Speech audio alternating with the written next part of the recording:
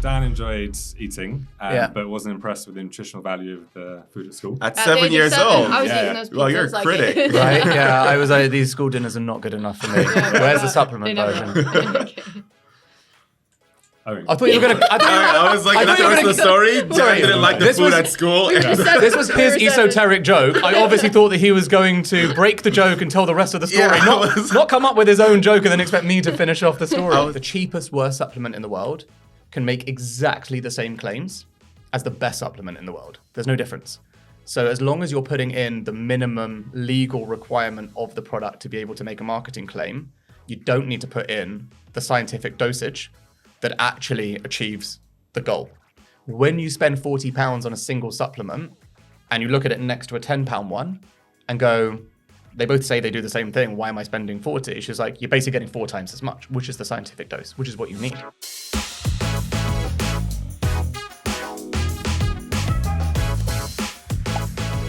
Hey y'all, welcome back to Founder Favorites podcast. Today we have a very special episode talking about brains, guts, and startups. And we have 2 co-founders joining us. They are from the health and wellness brand Heights. They specialize in very interesting supplements, hence the brains, guts, and startups. And their names are Dan Murray-Serter and Joel Freeman. So what are you looking forward to most today, Emmanuel? I mean, learning a lot about my gut, you know? Mine's my brain. So. A little bit about startups, but... I mean, the thing is I've never actually taken supplements in that way. I've taken so many. I mean, I remember as a kid, my mom used to give me those vitamin C and gummies and all that kind of stuff. But I've never taken it seriously where I'm actively, getting my supplements in. And Well, I usually take one for 2 weeks when I'm actually sick, and then I'm not sick anymore, and I just forget it. So I just don't do the whole preventative measures. I might take some if I'm dying in bed, and then as soon as I'm well, I'm like, well, who needs this? And I throw it away. Yeah. Well, if you are a listener or a viewer and you want to learn a little bit more about how to possibly make a brand in a market that's very crowded with a lot of supplement brands, today is your episode. So tune in closely. Yeah, should we invite them in? Yeah. Dan and Joel, who wants to tell us a little bit about what Heights is and what you guys do? First. Joel does. Dan does. Does Dan? Rock, paper, scissors. Dan does. Okay, Heights is a brain and gut health company. We started in 2020, and we have grown, I think, we're very proud how we've grown, especially this year. So we're up to 30,000 customers who between them have 40,000 subscriptions, which we can explain what that is or why you talk about it in that way as a supplement company. And our all-time customer number is just shy of 90,000 people. So basically 90,000 people have tried Heights, but just over 40,000 subscriptions are active. So we have this unbelievable rate essentially of people trying the product and then just sticking with it for life. So I think that's where we're super unique and different to other supplements in general in the category. The typical numbers are if 100 people buy the product in month 1, only 40 are left in month 2. Whereas our rates are, basically those kind of numbers, but for lifers. So I think what we set out to do right at the start was focus on quality and cut 0 corners and be exceptionally patient, which is super difficult for both of us and any entrepreneur. And we were always playing a long game, and we always had this idea that so long as you do the hard things and you stay patient and you don't get greedy or excited or any of the things, it'll compound over time. And we're now in year 4. And I'd say the last 5 months have been essentially us finally being whew, glad we made all those decisions. They're finally all compounding at the same time. And it feels like we made some really good strategic decisions about the product, about quality, and keeping our customers super happy. But obviously, with all decisions, we also sacrificed loads of different things at the beginning instead. So that's it in a nutshell. I feel like 2020 is an interesting time as well to start a wellness brand. Why? What happened? Maybe everybody was really focused on their health during the pandemic or something of the sort. I don't know. I was going to the gym regularly. So we had this genius idea when we started. So I'm not sure if you've seen the bottle. So we basically designed it. And when we designed it, we're like, okay, we've got this idea. So all other brands are paying to acquire users online. we're going to design a bottle that's so great that someone in office is going to buy it, put it down on their desk, and everyone's going to ask them about it. And we came up with this idea of like office influencer, and that was behind the design. So then if you think about the timing, we spent all the time designing this bottle, took ages to make, ready to launch January, people started buying it in February, and then obviously COVID happened. So we had this amazing plan that was basically extinguished by like an act of God, effectively. So it's like, when you think about something very smart for ages, and then you don't know what's going to come out, and it's one of those things you just can't plan for like at all.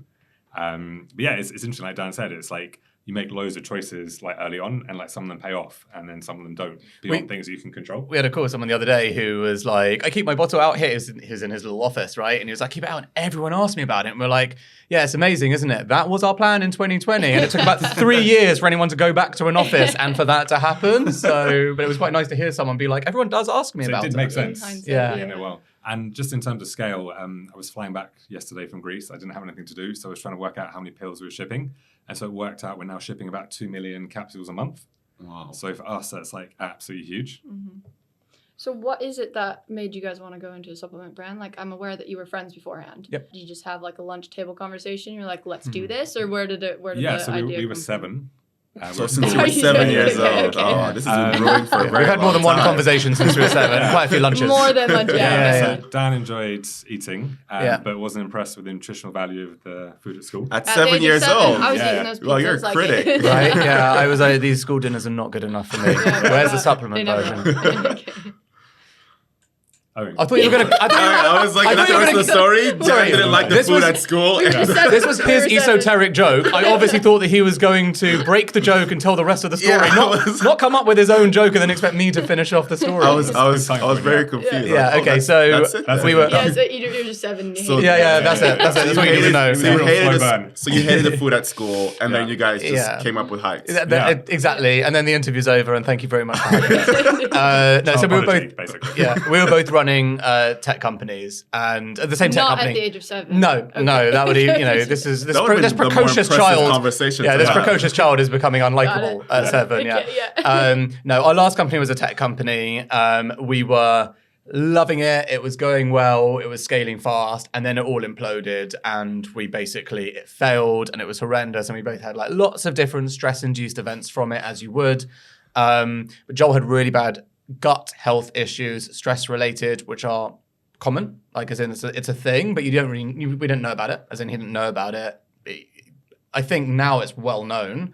I think about 6 to 7 years ago when it happened to you, it was quite rare. So you'd have to go to a doctor. And if you have gut health issues, you go to a doctor and they tend to say, go see a nutrition specialist like a dietitian or a gastroenterologist or whatever. Whereas I was having really bad mental health issues and I had insomnia for 6 months. And so I went to the doctor and then none of the options were nutritional interventions. So I went to a psychologist, psychiatrist, sleep therapist, sleeping pills, like all of these different things, but none of them were nutrition and none of them worked. So 6 months later, I was having dinner with a friend and she said, sounds like you've got a brain health issue. You should go to a dietitian. And I was like, why? And she was like, well, they deal with sick people, but with nutrition. And you haven't done that, right? So it's on your list. You've tried everything else. Why not go? I did. And that dietitian basically told me all the things which I've just explained, essentially. She's like, you tried all the psychological interventions. It could quite possibly be a biological intervention that you need. Also, you've not tried it, so just do it. And she said, you need these 3 supplements, DHA omega-3, because your brain is 60% fat and 90% of that fat is one compound, which is called DHA. So she's like, that comes from omega-3. Take that supplement. You need B vitamin complex because you've got insomnia. Your energy's not regulated properly, right? It's all over the place. So you need that. And blueberry extract, which was niche, but she was like, that's an antioxidant and it will clean out your lymphatic system of your brain, which basically, I asked her to dumb it down for me, don't worry. And she said, that's like giving your brain a car wash overnight. And I was like, okay, nice. Nice. She's like, antioxidants, they'll clean your brain. I was like, okay, cool. I'm going to go to Holland & Barrett and get these things now. She's like, no. You need to go to Planet Organic or Whole Foods. And I was like, lady, I just told you, I work in a startup. I don't shop at Planet Organic. What the hell? And she's like, no, you basically, you can't get the quality of stuff you need on the high street. You have to go somewhere like Whole Foods, Planet Organic, or these Amazon links I can send you. But there's a big discrepancy between price and quality in supplements, which is synonymous across the whole industry, based solely on very logical, the more you pay, the more you get in the product. And there's a really weird loophole in supplements, which is kind of the thing that got us really fascinated, which is the worst supplement in the world, the cheapest, worst supplement in the world can make exactly the same claims as the best supplement in the world. There's no difference. So as long as you're putting in the minimum legal requirement of the product to be able to make a marketing claim, you don't need to put in the scientific dosage that actually achieves the goal. So there's no financial incentive for people making supplements really to do the right thing. And so you need to become a bit of a supplement nerd. Hence this expert being like, go to Planet Organic. When you spend £40 on a single supplement and you look at it next to a £10 one and go, they both say they do the same thing. Why am I spending 40? She's like, you're basically getting 4 times as much, which is the scientific dose, which is what you need. So she's like, just trust me. So I spent £120 on 3 supplements, which is insane.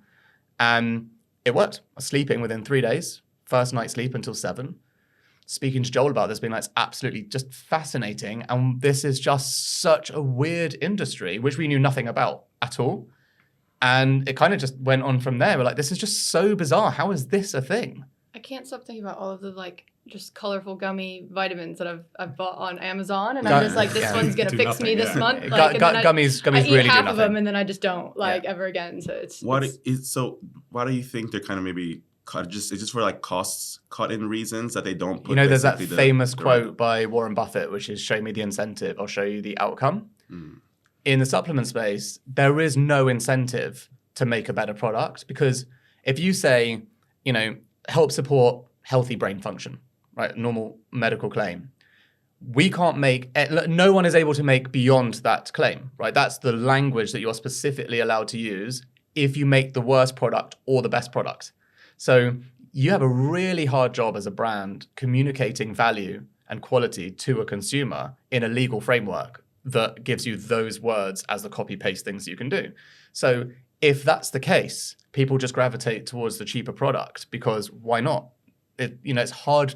How many consumers are going to spend the time dealing with this amount of nuance? Like no one takes supplements so that they can become supplement nerds, right? They're trying to just like fulfill an outcome of like general health needs. They don't want a bloody PhD on supplements. They just want to get on with their lives.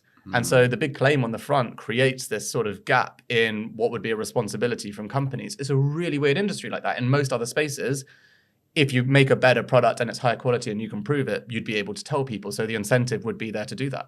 So you both were in tech spaces, and then you just mentioned just now, no one wants to actually become a supplement nerd. So including us. We did not expect to be either. Like, we were in tech. We were like, we don't want to be in this space or become nerds. So then what then made the both of you kind of come together and say, let's leave our current jobs and build Heights? I think it was understanding the impact that it had on our lives.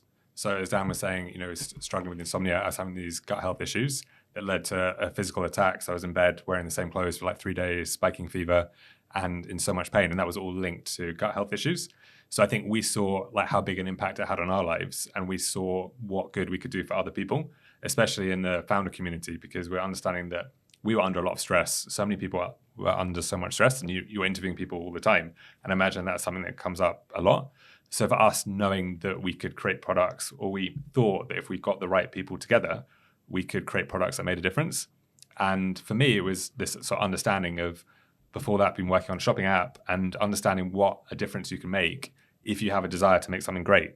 And that's always a starting point, which is if you believe that you can make something great and get people around you, you can make a product so much better than so out there on the market at the moment. So I think for us, it was kind of seeing that there was this very underserved space, a lot of people that could get so much more out of life if we could sort of get in there, find the right people. And I think that was the starting point for us, which was like, who could we bring together to do this project? And Dan, there's an amazing story about how we brought the first chief science officer on. And that for us was like a real key moment in terms of, you have to believe you can make something great, but you have to find the right people to work with to do it.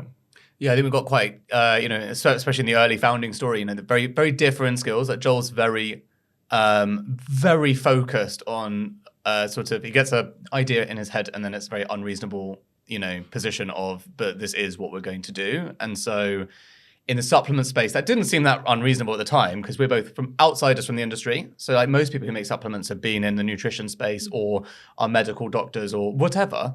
We have nothing to do with any of it. So we actually have, which has been a benefit, But so you come from a place of, well, why can't we do this? It seems pretty reasonable to say, why don't we just make the best product and put it all together and not have caking agents and not have all of these other things?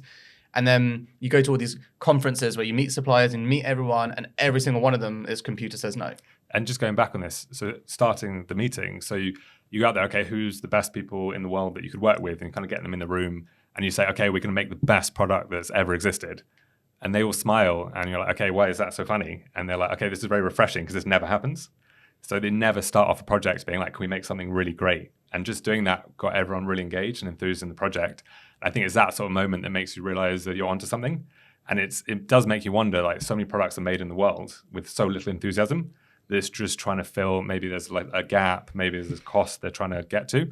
But just being like, okay, there's this problem, we know that it can be fixed, we're going to get in there and make something like phenomenal, let's do that, and gets everyone like really, really jazzed. And that for us is always a good starting point. And we wrote down like the logical steps that you take to be unreasonable about making something really great. And so obviously, you know, your version of great is different to someone else's version of great. We sort of just broke down, Joel basically looked after product. So, you know, what does great look like? Why are these specific ingredients chosen, not those specific ones? How does physics work? As in, literally, how much can you fit inside a capsule? Like all of these things. What is, you know, what are our non-negotiables as a brand? Like what are things that we would never do? And one of the things we found really insidious in the category as a whole is there's a constant exploitation of putting in the minimum amount dose to make a claim. So the perfect example is the most common thing that happens with is magnesium. Magnesium is highly potent. You need tons of the product. It's highly voluminous, just like 1 to 2 full capsules with nothing else in it is essentially your magnesium dosage. But most multivitamins will put in this minuscule amount that covers the claim. That does nothing for you, but now they can make zillions of health claims because they put magnesium in it. So when we were starting, everyone's like, you need magnesium in this. You can't credibly have a product that's good for brain and body without magnesium. And we're like, but it wouldn't work. As in, you'd just be making a claim and you wouldn't be making an impact on people. So we made lots of strategic decisions of things we won't put in the product just to get a tick. And we only put in things that we could put in the entire scientific dose in, or we wouldn't put it in. That was a really good product philosophy of how we started. And stuff kind of all compounds, right? So at the same time, I was like, we need to build an audience of people who'd be interested in this stuff. We need to do it in a credible way. We need to accept we're not influencers, right? We're not, and even if we were, we wouldn't be credible influencers around nutrition. No one would trust us. Why should they? So let's just start a newsletter. Let's do this idea of building in public. So we are going from, you know, we're gonna own the truth. The truth is we don't know what we're doing. And we're not from this space. And so we're not going to pretend to people that we do or we are. We are on a journey to learn. And so we're going to share all the things we're learning, the good, the bad, the ugly. I'm going to put it all up on LinkedIn and Twitter and write in a newsletter about our process, trying to figure out how to make a great product in this space. And it really galvanized people. They really enjoyed it. And then the newsletter turned into something we sent every single week, which was one thing you need to learn about your brain, gut, or mental health in general from PubMed, so the Public Medical Science Journal. So the process was we go on PubMed, we find an official scientific study that is super interesting and relevant and will help you live a better life because it's a fact. And we'll rewrite it in plain English with some lols, millennial chat, that kind of stuff, in 3 minutes. So the proposition was, I think the tagline at the time was, don't waste time with science, we'll do that for you. 3 minutes in your inbox every Sunday, one thing from science that you can do to improve your life, brain, gut, whatever. Over a year, we built up an audience of people who were just really enjoying getting this sort of weekly newsletter of the things that we were learning and the things that we were sharing. And through this process, we were attracting super high quality, intelligent people into our world who were kind of curious, like, how do 2 entrepreneurs who don't know anything about this space approach this stuff? And as a result, we ended up meeting this lady called Dr. Tara Swart and this lady called Sophie Medlin, and Tara ended up becoming our chief science officer, and Sophie became our head of nutrition. And they're both so respected in their field. And at the time, they were already very respected. Tara had a best-selling book, and she's a top neuroscientist with a PhD in neuropharmacology, which is exactly what you would need for this kind of product.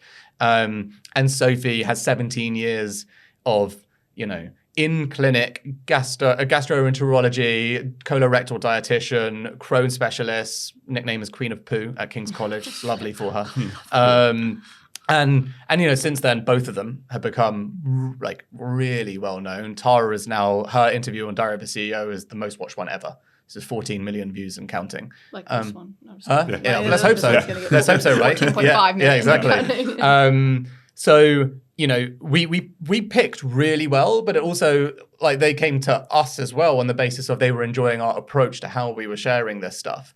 And then I think the final point of this was we were really, really curious. Like, we always owned the fact that we don't know what we're doing, but we are really good at asking questions. And we actually, you know, do you remember, like, well, of course you do, around the city, we were like really curious. We had a certain idea of who the people we wanted to ask their habits of, and it was actually journalists.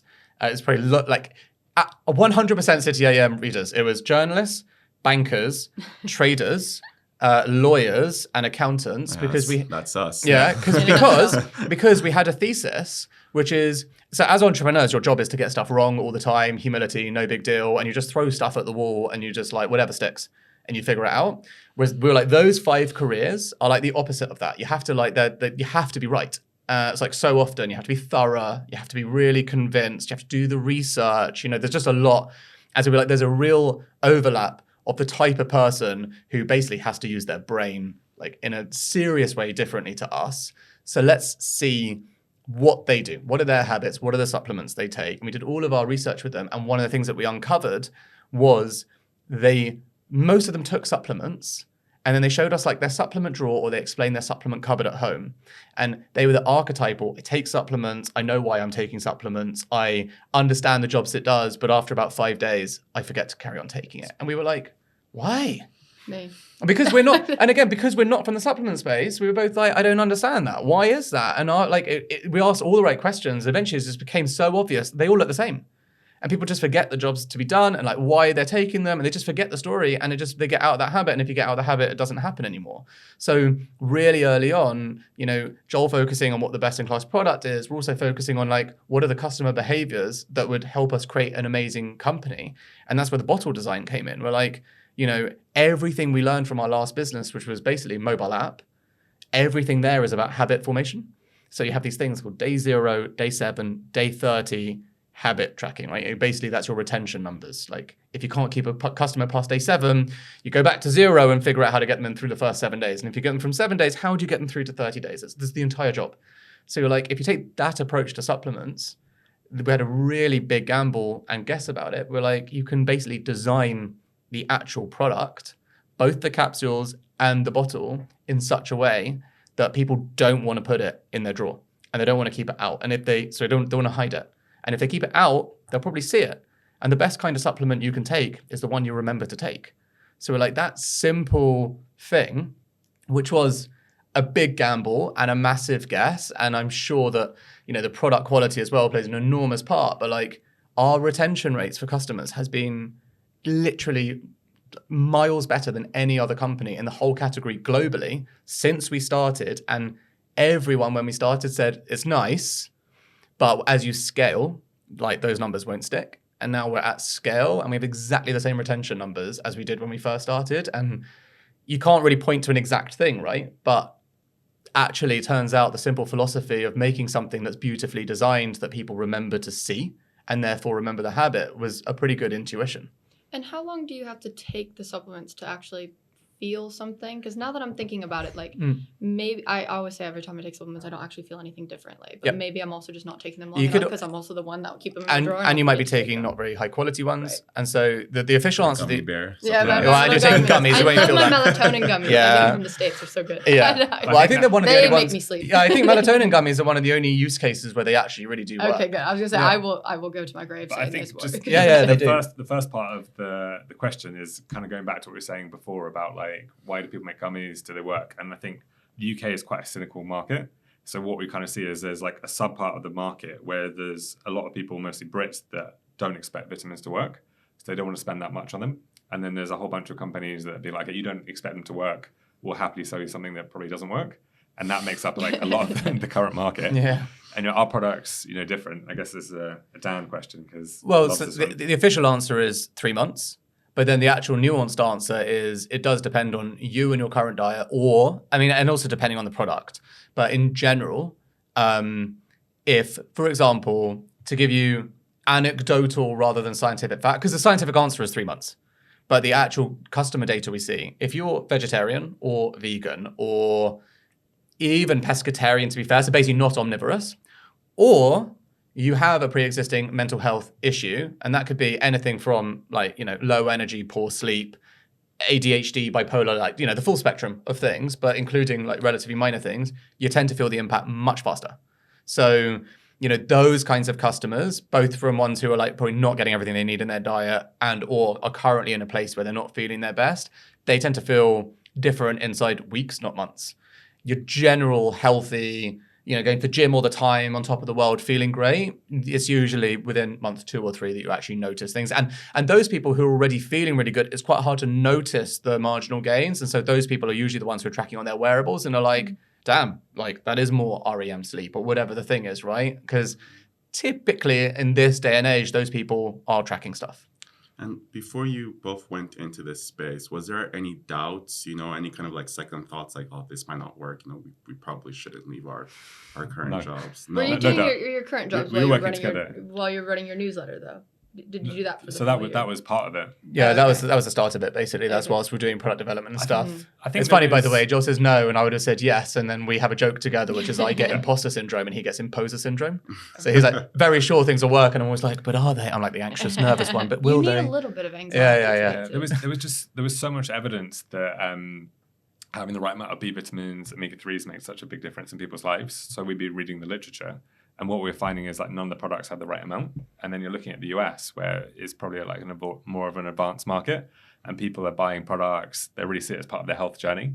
So we kind of felt like if we can make the right product, there was no doubt that we could be successful. But obviously making the right products is definitely a thing that would be challenging.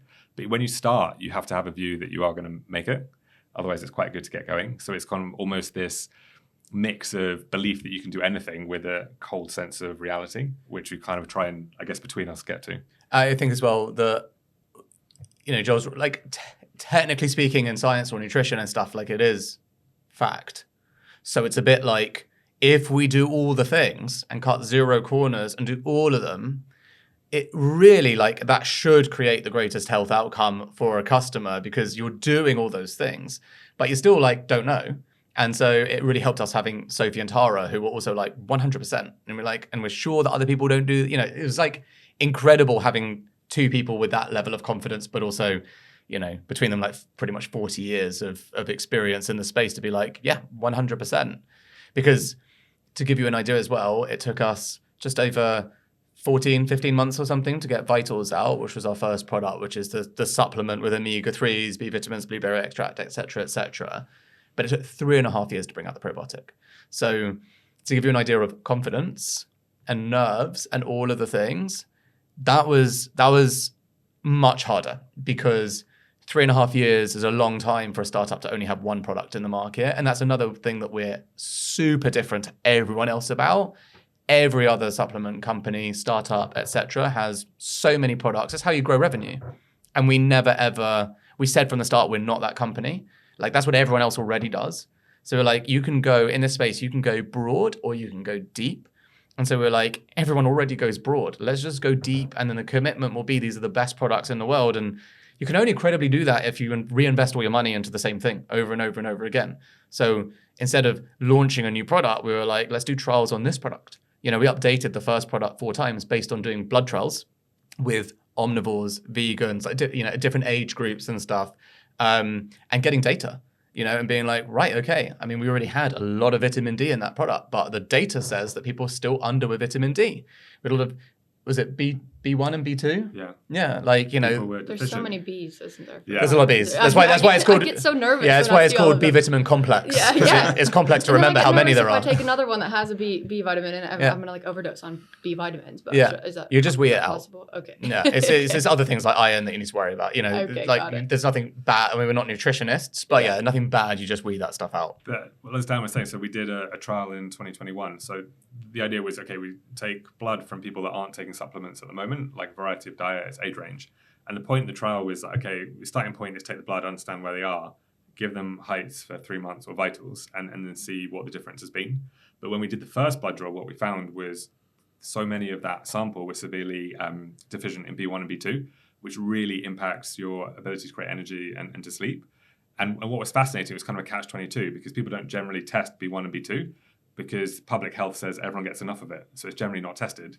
So we tested it and we found out that people didn't have enough of it. And that's kind of why people are having potentially such good results so early with heights, is because actually as a population, we're quite deficient in B1 and B2, and it's impacting our ability to sleep and the energy that we have every day. So that was kind of the part of the trial, was to do the second part. But actually the first part became such a big thing, and we're still writing it up, and it's going to be published in a journal later this year. And I think that's what sort of separates Heights from other companies in the space, is like, we're doing the research, we understand that it's really impactful if we can communicate it well. And we kind of want to show that we're different. We do really care. So for us, it's not even just about people that take Heights. This was a population of people that weren't taking supplements in general, that had different types of diets, and really kind of want to show what the impact of the nutrition has on your body, whether it's for people that are going to take Heights or people that can just make better choices. And that's very much part of our mission. And we've actually just hired an internal head of research, and they're a full-time role that's kind of coordinating with other universities.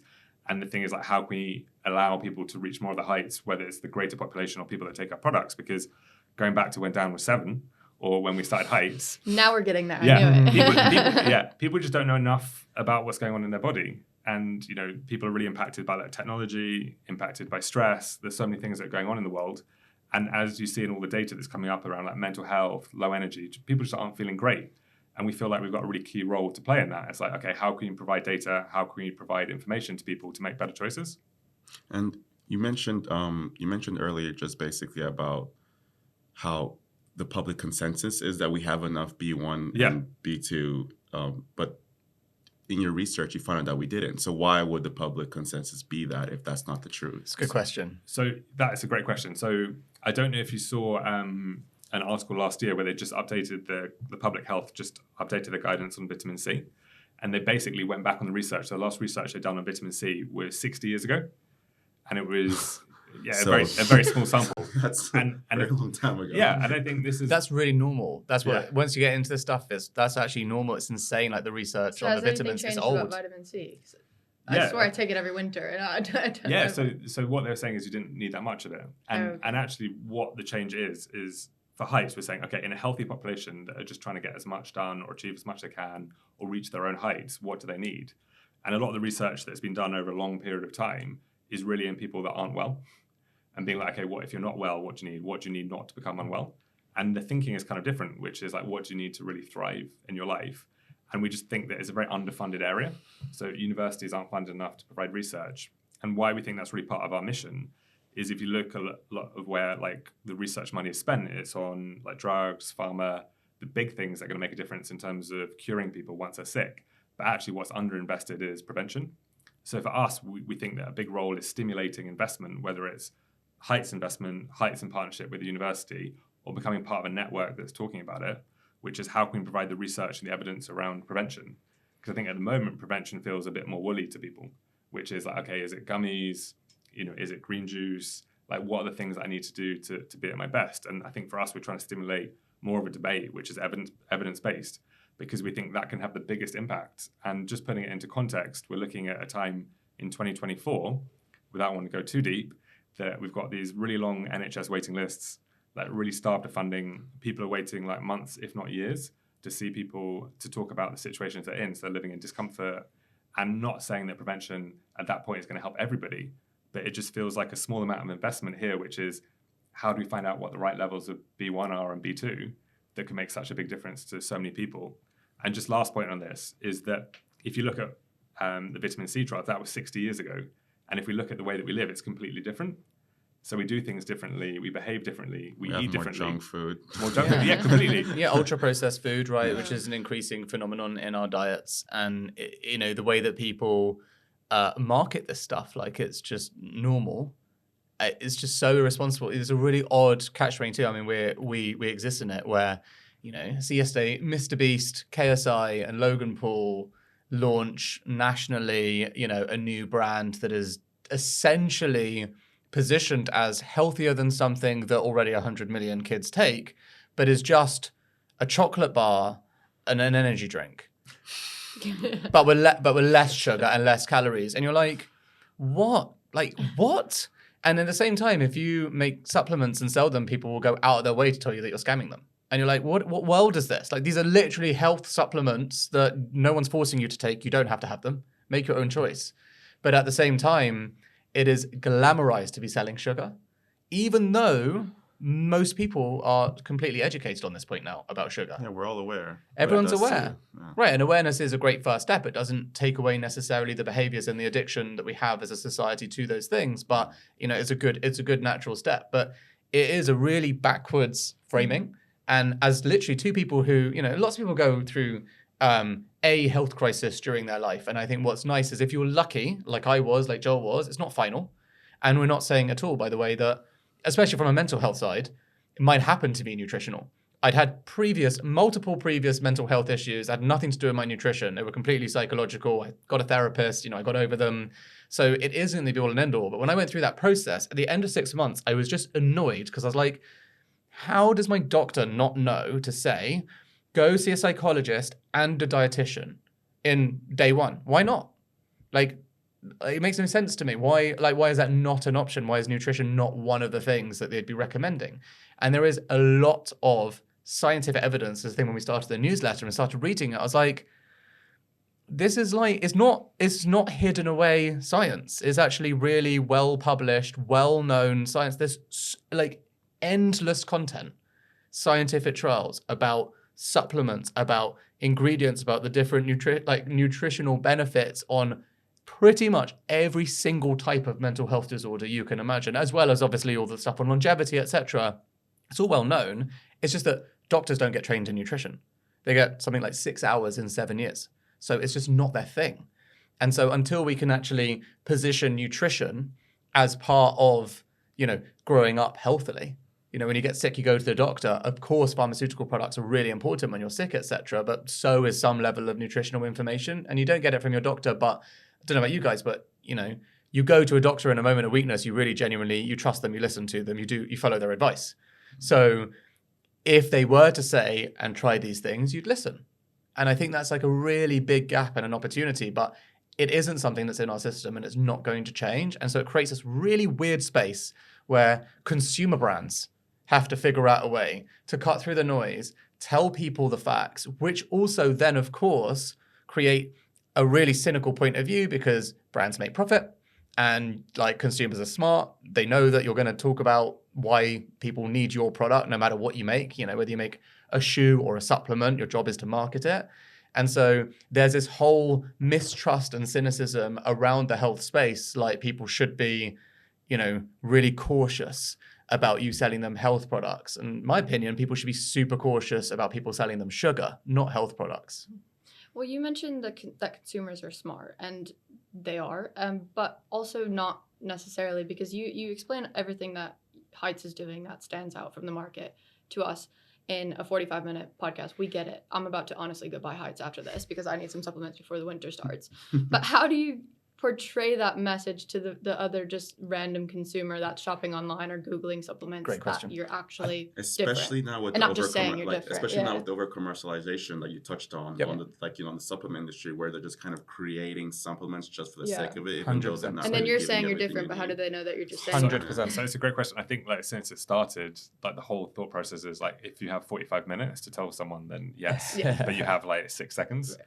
And I think for us, the 4-year period that we've been in is adapting to that, which is in the beginning started with a podcast. Dan was doing a podcast for Heights, interviewing really interesting people. And it's being in that conversation. If someone watched the whole thing, depending on what the topic is, or you're in a conversation with someone, they're like, okay, yeah, I'll go get it. But without wanting to overuse it, in 2024, you probably have about 6 seconds at best of someone's time.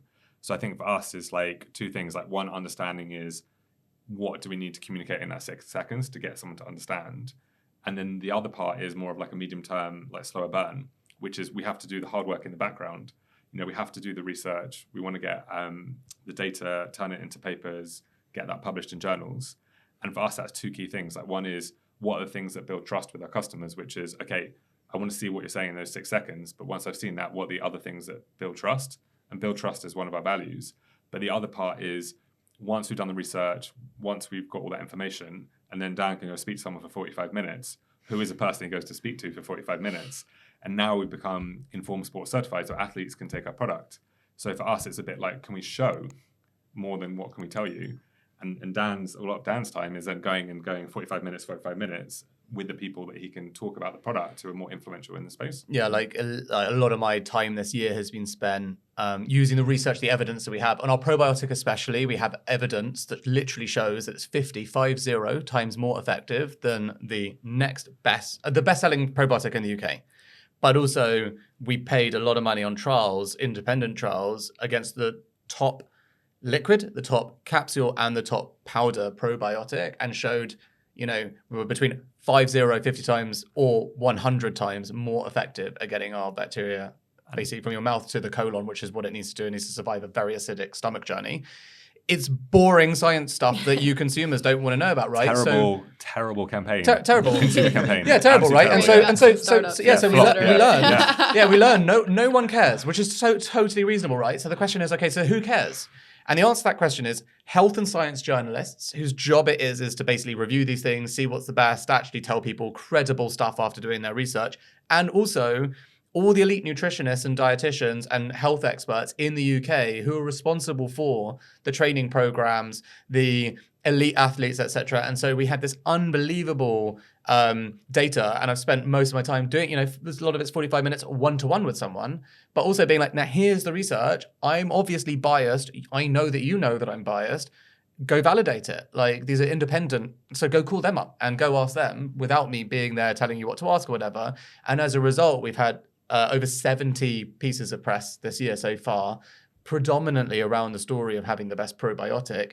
And then also started to collecting, the England team taking the product for the Euros, the England rugby team about to sign up, the whole team for the Six Nations, got the Ireland team signed up for the Six Nations as well, as basically the best rugby team in the world, really starting a few Formula One drivers, These are not people making their own decisions, not to insult them, but like you wouldn't, right? You have literally hired an entire team of the world's greatest experts to figure out for you how to get the alchemy in your body to this exceptional performance level that can't be compromised in any kind of way, and they're picking heights. And so our feeling around this is like there's a real compounding story there where you guys and us as like normal consumers aren't like, I want this story rammed down my throat. It's a bit more like, who do I trust that's taking this product? And that's one side of it. And then the other side of it, which has been basically our game changer this year. I think last year we struggled a lot because we're so proud of the science that we were trying to ram it down people's throats. And it took us, I think, probably too long to accept that people don't want that, right? We're like, but we are a science organization. Why don't people care? And they just don't. And, we sort of went back to our roots of like, well, we did this beautiful design brand because we were like, we need to be a consumer lifestyle brand. And we need to give people something that they want. And what people say they want is science, but they don't actually. They just want to feel good. And they want to feel like they trust the brand and all of that kind of stuff. And, not have to, like I said earlier, get a PhD on supplements to buy into the product. So we took a really different approach in January this year. We said, okay, we're basically a consumer brand, consumer lifestyle brand. Like that's our positioning, like on the front end to consumers and stuff. And in the back end, we're a deep science-led company. And so when anyone credible, who needs the data and research and, wants to dig deep, a journalist, an expert, whatever, like we can open the doors to all of that stuff, give them all the information, even educate customers after they've become customers on this stuff, right? But that's not the right approach to try and bring people into the world of heights. Instead, we got very lucky. Like along our journey, we've picked up tons of celebrity customers. And those celebrity customers have had big health outcomes, right? Really positive health outcomes. Drop a few? We can name drop a few. Ashley will tell me whether I am not allowed or not, but yeah, okay. Ashley's here for it. Yeah. Well, I mean, look, we start our first ever customer, who's still a customer today and is like literally our best ever customer, is Stephen Fry. So we started off with tons of credibility because he's the type of person people trust so much, not because he's a health expert, but because he's someone whose opinion you couldn't buy. He doesn't do ads and commercialization and all of this stuff, but he had a phenomenal customer experience and has been massively supportive and given us, rights in perpetuity over his testimonial, his customer view, all of this stuff, right? So that's helpful. And Stephen Bartlett in the first, 18 months when we got going, he was massively supportive, did loads of stuff for us. He was just really like enthusiastic customer, obviously until Huel were like, you got to stop this, which is fair enough. In more recent times, just this year, for example, Matt Willis, so the frontman from Busted, he went on a massive health journey. He was taking 20 supplements. This is totally random. He found our ads online, was taking 20 supplements, stopped taking them, bought Heights, took Heights before he went on a 20-stage stadium tour last year. And during this period, Bastard went back up to number 1 in the UK. And he was like, I had the most insane, difference between this time and the last time I did the tour. I felt so much better. And this is a miracle, he tracked all of it on his wearables and his health data was insane from before Heights to after Heights. He was like, it's the only change I made. So he had this incredible story. He starts DMing me on WhatsApp, on Instagram, and is sharing the stuff and then sharing his data. And we're like, this is such a great story. Can we find a way to tell it in an engaging way? And that was kind of for us the big unlock, which is the way to connect with consumers actually is we have a personality, a tone of voice that's like not overly serious. It's fun, it's quirky, but it's like, it's still storytelling. People want to connect with people. Let's get Matt to tell his story in his own words, in his own engaging way, and put together content with his data and his information about what it's like to be Matt customer of Heights and what that did for your health outcomes. That content absolutely flew. And the insight was we barely sold Heights in any of the ads. It was just storytelling. It's just like a wicked story from a really interesting person doing something really impressive, reaching his heights again, right? They had not been in the charts for like 20 years. He got back to number 1 in the UK. It's a perfect example of, reaching your heights again at 40. That was the story. We're like, that's really interesting. And so this year, there's been a bunch of them. We did, Vogue Williams and then Spencer Matthews most recently. He was doing 30 marathons in 30 days in the desert as a world record, Guinness World Record. His coach and his elite dietitian told him he has to take Heights in order to achieve this. And so he did. And the whole stories around him achieving this Guinness World Record literally a couple of weeks ago is all through the lens of, I took Heights for this thing, right? And so we have a lot of these stories now, and they're all compounding because what we've learned is, again, people want to hear from actual people, whether we like it or not, because this is something that we both struggle with. Because we started off a little bit. Yeah, we started off a little bit anti-influencer, right? Because we're like, we like science, but actually, you can't if you want to build a brand, you have to understand culture, and that is essentially, I think, the big unlock for us this year is like we don't want to stray too far. We're the anti-Probiotics brand, right? We would never pay someone money to stand with our product in a picture and just like, hey, do that. We're like, if you are an actual customer and you've been a customer for 6 months and you have a story to tell about your own health stuff and you want to do all of that stuff, we'd love to do it. And so all of our campaigns this year have been people who have enormous dedicated followings, but are legitimate customers telling really interesting stories told over many months. So it's become this like really great narrative vehicle. And we've got so many more of them in the pipeline because obviously as you grow, those things all compound. And so we're starting to get into like a point now where we have these, almost too many stories to film, which is a nice position to be in. But it's like, these are all just completely legitimate customer stories, but from interesting people doing quite unique things. And athletes as well. And I think you don't really think about what... Totally. Actually, the other day I was at Taylor Swift concert and I did ask what supplement she probably takes because there's no way she just does that.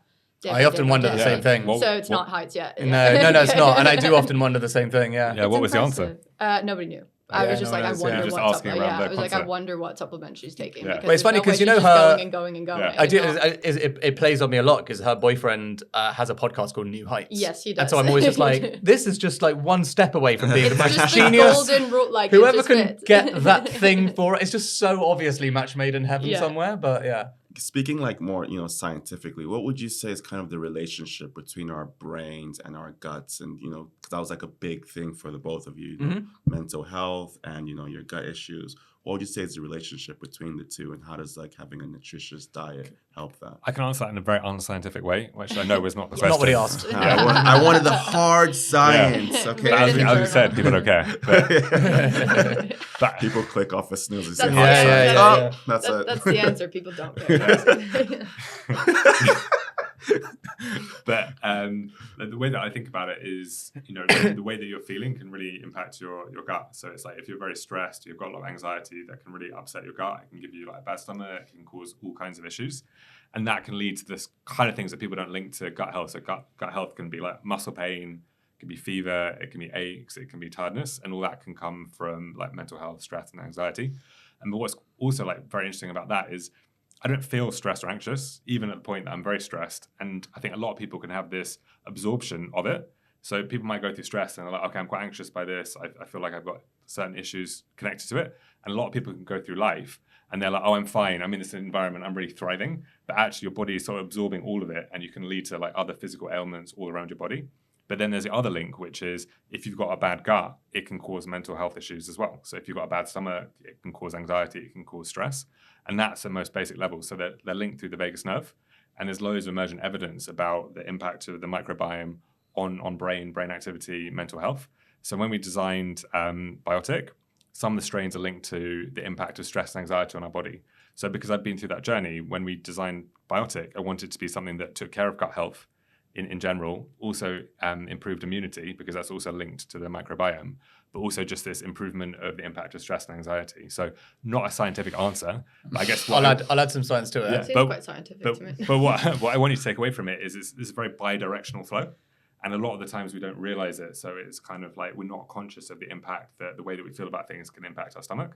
A lot of the times we are, because, talk about things like gut instinct. There's a lot of like common law about the way that we feel in our gut and that impacts, but generally people aren't as conscious of it. And also, surely nobody likes being sick. Like whenever I'm sick, I get really stressed out. Like I'm missing work. Yeah. I'm not feeling good. Like everything just sucks. So yeah. I mean, just to add to that, on the bidirectional flow, your gut sends signals to your brain considerably faster than the other way around. Which is why this concept of gut instinct is so apt. And it's a perfect example. I'm sure you can imagine or have had this experience yourself, where something happens and you have a gut instinct to do a thing, but then you sit with that for a few seconds and you talk yourself out of it rationally in your mind. Typically speaking, when you look back on those decisions, the gut instinct was actually the correct thing to do. And often you talk yourself out of it through fear or through whatever the thing is. But it's so that's why when people walk around, you're very impressed by people who are intuitive.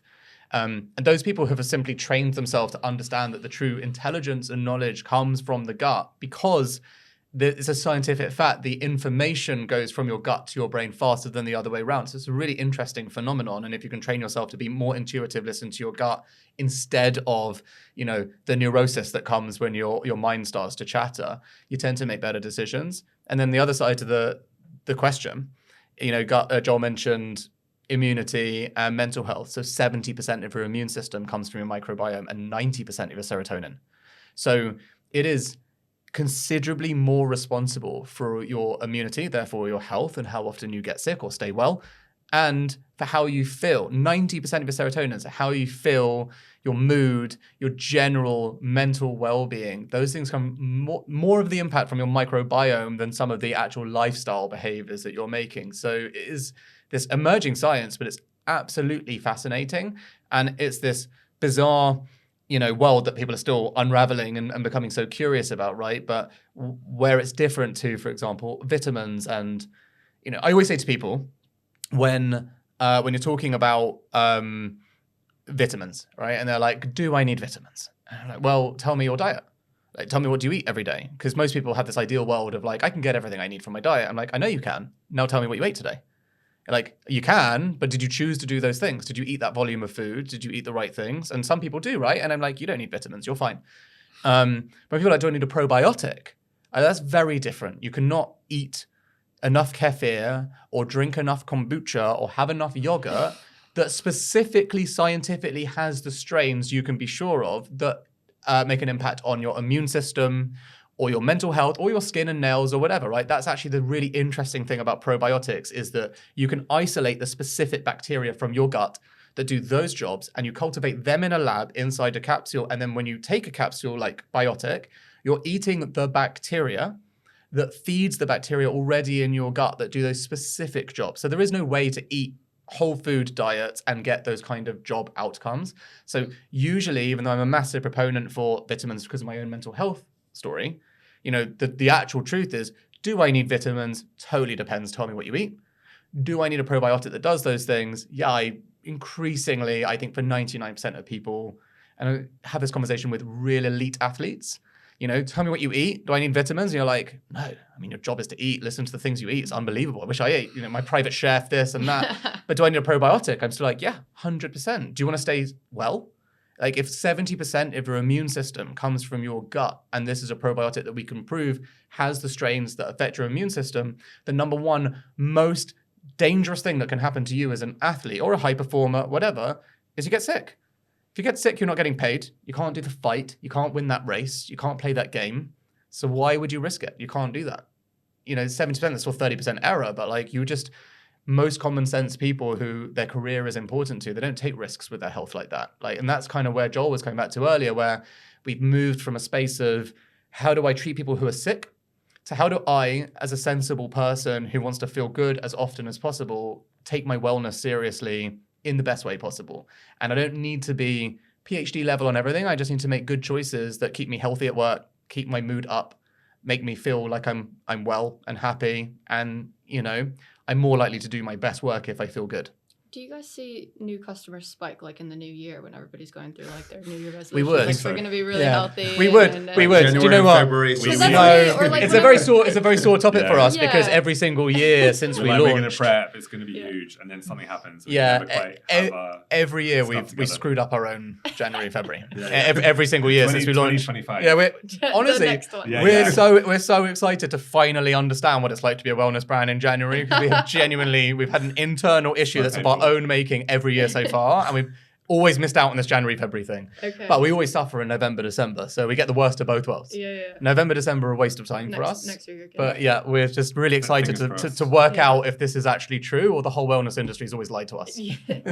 For me, I would want to know, like, kind of what was the most interesting, fact that you've learned throughout your journey, on all this like deep dive research you've done about our brains, about our guts. What would you say? List. Yeah. You have like you do the newsletters. You give people like kind of lifestyle updates and information that they should know about them, about their own body. Do you know what my favorite, I guess semi-esoteric story, but is, I mentioned to you that doctors don't understand nutrition and they don't understand the impact of nutrition and mental health, right? As in, broadly speaking, if you have a mental health problem, a doctor isn't going to recommend you a nutritionist or dietitian. They're going to recommend you to a psychology or psychiatrist.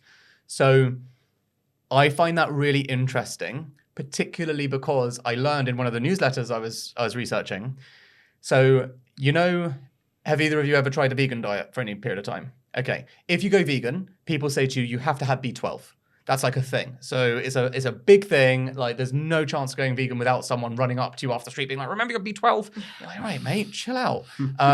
You really only get B12 in meat. So it's very, very important. It's virtually impossible to get it in a plant-based diet. So who cares? Like, you might be missing out on other things. Why does it matter? So it turns out that if you don't get enough B12 as a human body, you can often go into psychosis.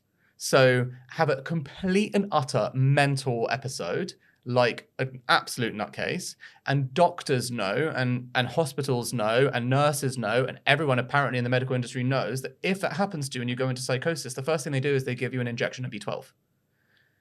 And you come back to normal.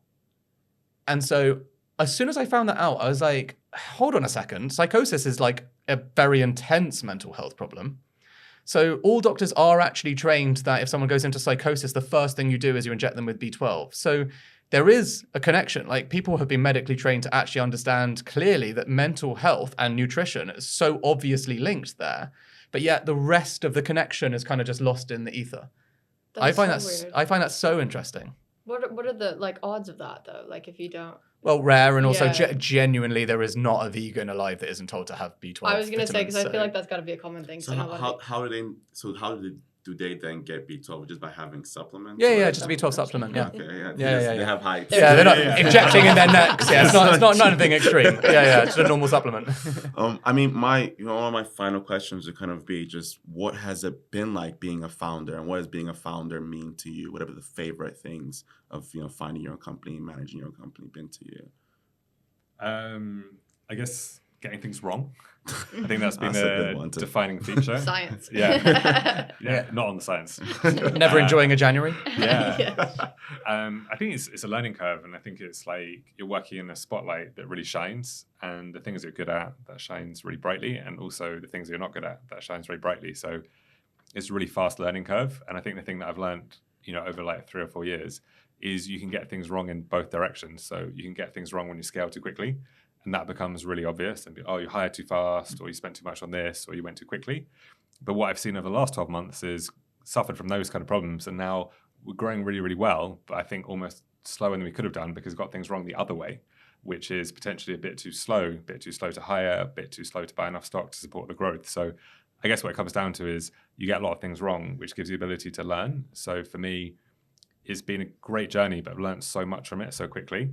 And we're in a game where we've got lots of customers, like people notice a lot of things. So yeah, I describe it as a massive learning opportunity that at times is amazing, but there's always things that are going on that are almost like sowing the seeds of a mistake that you might make in the future, which I think sounds a bit overly negative, but for me, that's a massive positive, because where else could you get that in your career where, you know, a year, people say it's like a year in a startup, it's like dog years, it's like 7 years of like normal life. I feel like being a founder, maybe that's like 14 years, maybe that's cat years, I'm not an expert, or a vet, but I think, yeah, it's been an amazing gift to be a founder and to learn so much so quickly. Yeah, I think I enjoy the chaos of it.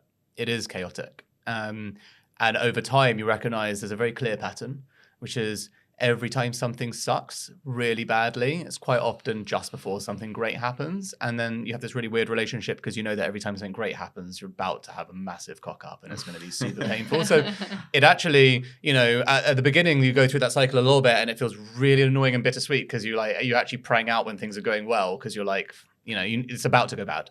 And so you can't really enjoy it.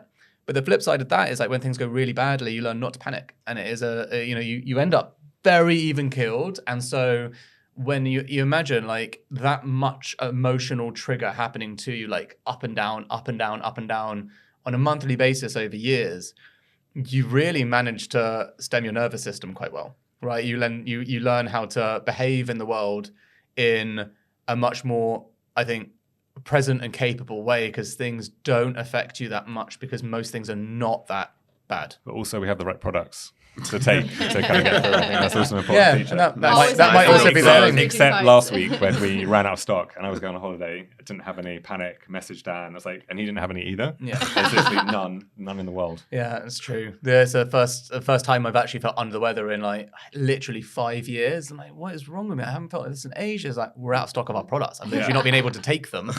Even us, like there was a global shortage, and everyone's just like, "But you guys have hidden away." We're like, "No, we're also looking for some."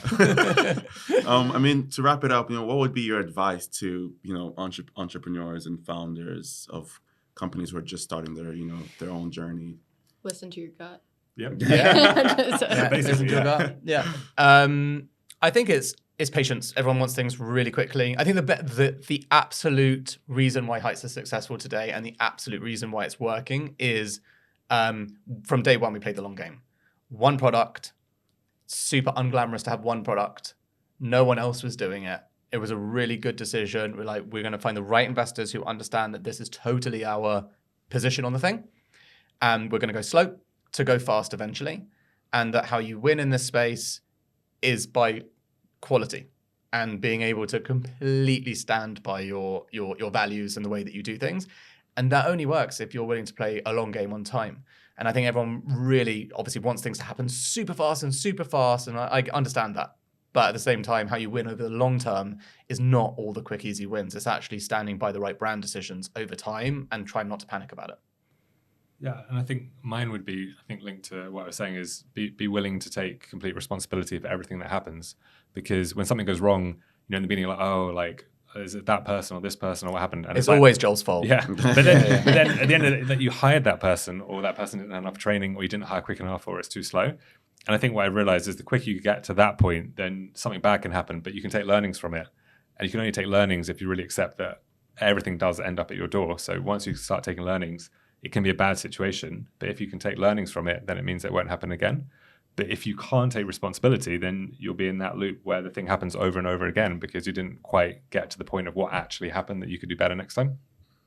Do you have any other questions, Jenny? I think that we both have to dash, unfortunately. And we can blame that on Joel as well. Yeah, okay, Joel has to dash. Joel's fault. But no, I think that gives a good wrap up. Yeah, so, thank you guys for coming. Thanks, guys. Thank you so much. My guts and my brains, and I'll trust them both. My brains. My brains. Yeah, very cocky. I have two brains.